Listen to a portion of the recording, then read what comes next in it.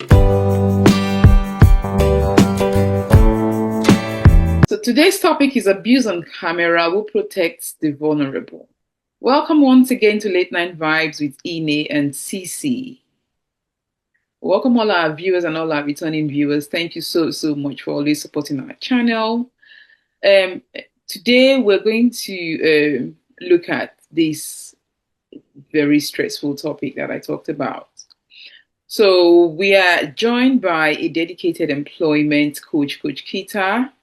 She is an author, event strategist, and an advocate for women's rights. Above all, she is a woman on a mission to empower, equip, and elevate. Nikita, thank you for always honoring our invitation. Thank you for having me. Thank you. And as usual, I am joined by my dedicated co-host, CC. Hello, everyone. Welcome to Late Night Vibes. We have an interesting topic for you today. Thank you, CC. So, a little disclaimer for you all. This content is intended to raise awareness and support discussion on care system. So, kindly keep your comments respectful as always. So, let's dive into today's topic. As we all, if there's a viral video going on that which we want to unpack. So, this incident happened in the eve of 2022, right? So an 88-year-old dementia patient was in his home. He was supposed to, there was a routine care, and that routine care turned tragic. So a 42-year-old carer, she was newly employed by her care agency, was supposed to be taking care of this elderly patient in his house. And a CCTV captured her on camera shouting, threatening, and dragging the elderly man across the floor. She also pulled away his breakfast table, and as we all read, she also poured marmalade in his coffee. The elderly patient was also diabetic. He repeatedly cried, and he was saying to her that you're hurting me, and we could see her pulling him across the floor. If you watch the video, which we don't want to show now, we're not going to show on this channel, but we'll leave the link for you to watch the video. He was found unconscious the following morning, bleeding. He passed away 10 days later, though post-mortem examination couldn't conclusively link the abuse to his death. She pleaded guilty at the Woolwich Crown Court. The carer pleaded guilty at the Woolwich Crown Court to one count of ill-treating and willfully neglecting an individual in her care. She was sentenced to 6 weeks in prison, suspended for 18 months, and ordered to complete 15 hours of unpaid work. And that's what we want to look at. So we want to look at key matters. There are key matters to explore in that viral video. We don't want to play the video, but we would put the link to the description, in the description for you all to watch. So I would like my guest, Kita. So we have a few things to explore. We want to look at the ethical and emotional dimensions of it. That video we all watched. Systemic failings and other broader context. So, Kita and my co-hosts, do you want to throw a bit more light on that video? Who's starting? Me? Or CC? You can go.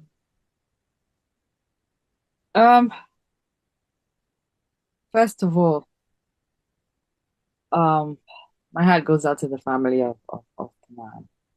You know, what I think is, even if as human beings we're delicate, in care or not, we need to treat each other with care. And by that I mean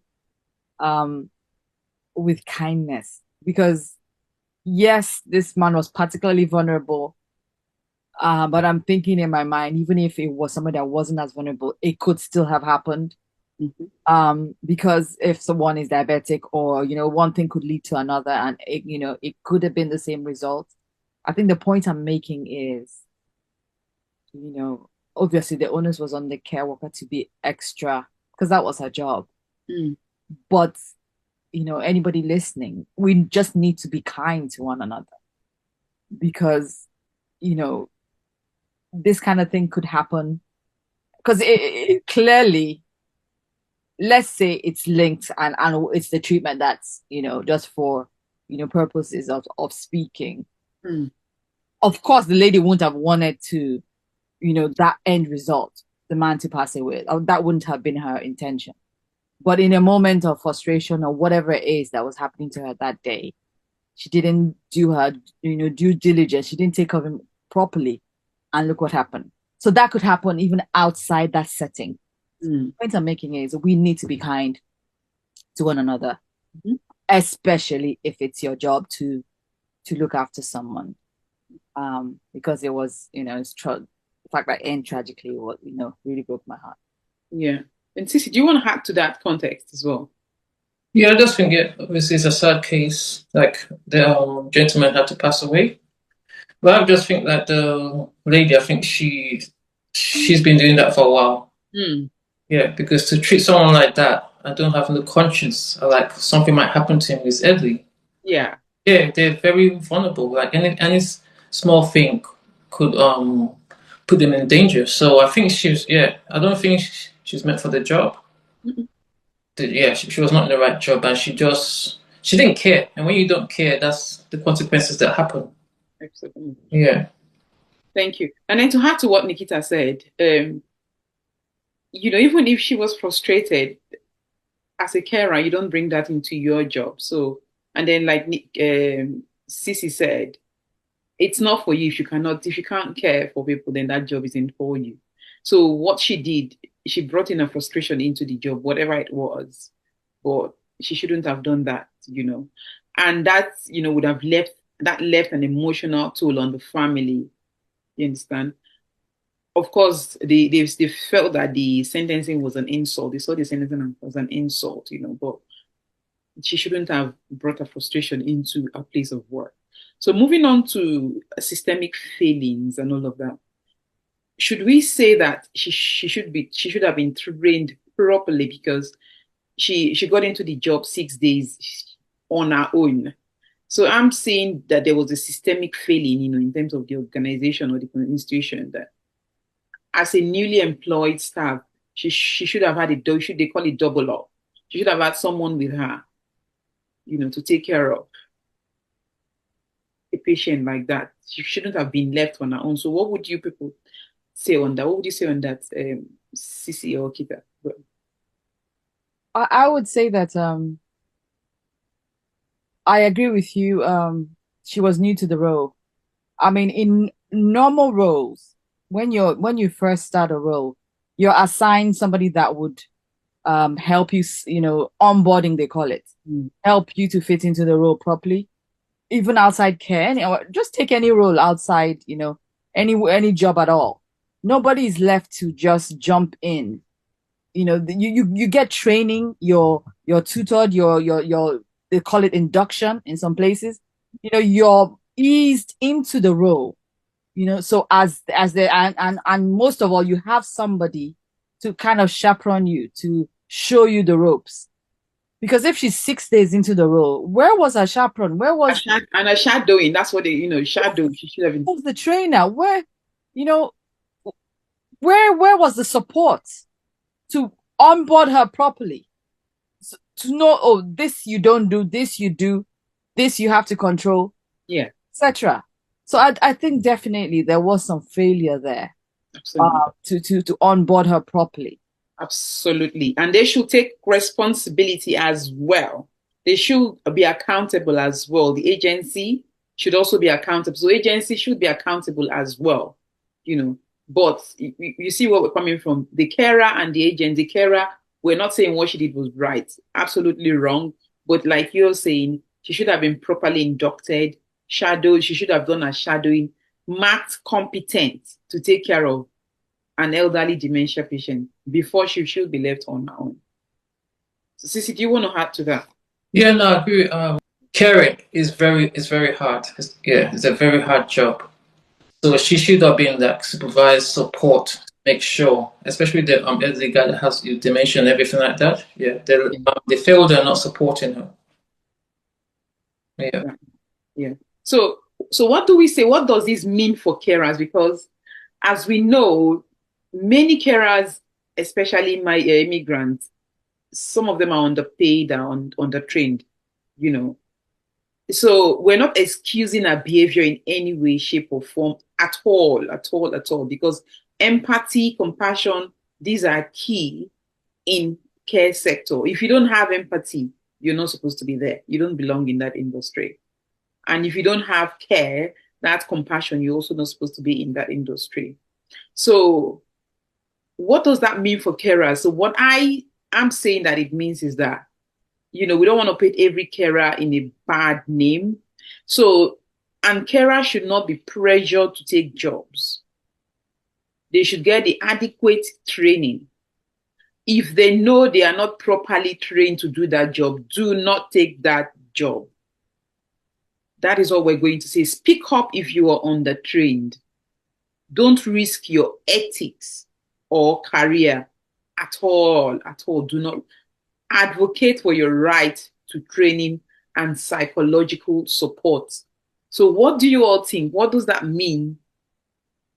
So I think that it's a catch-22 situation. Yes, ethically, if you're not properly trained, you should refuse the job. You shouldn't actually do it because you really don't know what you're doing. But there's also the fact that these people need the job. They need the money. They, probably have, immigration fees to pay. Mm-hmm. A lot of the immigration fees have been hiked up. They're quite high. They need to make that money to sort themselves out. So that's where I say it's a catch-22. Even though ethically they shouldn't do it. But because of the pressures of life, they need the money that, so they would probably, do it. So that is where they need that support. Yes, they want to do the job. The agency should help them and equip them properly. Mm-hmm. And that's where I would lean on the agents more than the actual carer. The agency is the more responsible person in this scenario. They are established. There's no pressure on them. They know the rules. They know the standards. They should abide by it. The carer is more or less somebody that is looking for money and needs, is acting under pressure, if you hear what I mean. Yeah. Ethics is can fizzle out really easily. So I would not hold them that high to that high standard because of the circumstances that they're in. Yeah. Sissy. Yes, that's very true. Yeah, it's more the agency, the company to hold because they have the tools to help the workers, to make it for them to do their works better. So yeah. But then if they've done that and then the carers go in there and then do something to the contrary, how would then the agencies be held responsible for the actions of that carer? Because they're not there to see them. You see what I mean? So, so if we look at what is in there for the carers as well, we know that, some agencies should take, that's what we're saying, they should also take legal and moral responsibility for training. Very important, because that video we watched, it didn't seem like that lady had adequate training, because the way she moved that man, if she did a proper moving and handling training, that wasn't how to handle patients at all, under no circumstances, at all, at all. So that was wrong. Was she ticked off that she knew she passed manual handling training, moving and handling training? Was she ticked off for that? So, and then deploying untrained staff to high need cases is negligence. So what I saw in that video, a patient with dementia, he should have had two staff with him, not just one staff. What I saw, not just one staff, So that they also failed in that side, She took up the shift. She shouldn't have taken it. And then we of course know that some carers, they've got their own sponsorship. So like you said, Nikita, they face immigration pressure and all of that. And so they want to keep their job. But please, to carers, when it's unsafe, do not take that job, right? Please, Yeah. we're here to advise you, do not go for that shift. They should stop putting untrained staff, like we're saying, in advanced cases. It's important. If you know that that case is complex, please don't go for it, carers. And then provide real induction, like we said, not just paperwork, not just ticking pass, but proper induction. See that this person has passed their induction properly before they go. So do you have anything to add to this side? I'll just add that the employers, the agency, they not just that they need to do the training, they also need to see do proper interviews and inductions to see the person is fit for the role. Because you somebody could turn up to do the role, but is not suited that role, even though they've been trained. You need to kind of watch them at work as well. Yes. If this person has those qualities that you mentioned, are they empathetic? Are they caring? Do they see the suffering of this person? Because obviously this person did not ask to have dementia. They got dementia, and they are, they have every right to be treated properly. So one thing, training, two, actually on the job monitoring, as they're doing the job. So somebody's physically seeing what they're doing. Yeah. And before they sign them off, yes, this person is suited to this role. They know what they're doing. They have the qualities that we want. They're empathetic. They're this, they're that. So it's not just the training. You can train me, but, see me in action after the training. So that bit, I think, will do the full circle. And it probably would, make this kind of scenarios not happen again in the future, because we don't want to see this again. No, please. And Sissy, before we round up, do you want to say anything? Do you have anything to add? Not really, no. Oh, okay. All right, then. So thank you so much, Kita and Sissy, for joining. I mean, Sissy, you will round up too, but to our viewers, we want to, as usual, say to you, please don't accept, if you're a carer out there or support worker, do not accept unsafe placements due to fear of losing your visa or for any reason. No, because when it goes bad, it will go bad. No, don't even accept it. Know your rights. UKVI doesn't protect employers who endanger you. It is you that will go for it. So please, and consider joining unions or advocacy groups for support. Get enough training. If you're not trained for a role, please do not do it by yourself. Watch, shadow, that's what they call it, shadow someone until you are competent. Thank you so much, Nikita, for your contribution. So can I ask you, I'll ask you, as usual, all our guests would normally end the show in different languages or something. So can I please ask you to end the show, summarize whatever you said in Pidgin English for? Yes, I'll do that. Okay. Waiting, I want talk be say. Anybody we want do this kind care work, make it try. Make sure say then train them properly. Make it try. Make sure say the agency where they employ them, go give them person, we go follow them, do the work, make their hands strong, proper, before they go begin work alone. Make them not take the risk of doing alone work when they just fresh, come out for boats. And they talk. I don't talk my own finish. Thank you. Sissy, can you summarize it in PG? That's okay. Summarize it in English. I'm fine. Yeah. So now that you're waiting Nikita talk, now we dey very serious. This matter dey very serious. I beg. As she dey talk so now we dey bring her come on. If una dey start care job newly or support work, una no get the proper training, I beg make una no take one day. responsibility. We know so now they find money, but on our integrity, now matter. Well. If I know gonna get the training, I beg make gonna ask for the training. If I know they confident, I beg make gonna tell them, make them give on somebody to join on. I beg again, if I they vex, carry the vex pack am for your house before you come work. Only do care job when you dey happy. No can do if you dey vex, no can transfer them on your service user or on the patient. E no good at all. If you dey vex, pack am for house. Anything wey dey pepper you, pay am, pack am as you reach the door of that your care work by a different person, you be happy till you go. Abeg now we say make we take care on that so that I no go enter wahala. Abeg. So thank you so much. Cece, please close the show for us. On that note, from Late Night Vibes, I'd like to thank our guest Nikita for coming to our show. I hope you enjoyed it today, and thank you for your wisdoms and advice. And for me, I'd like to say good night. And from Ine, and remember to love, share, like, subscribe, share. Bye. See you next time. Bye. Bye. Thank you.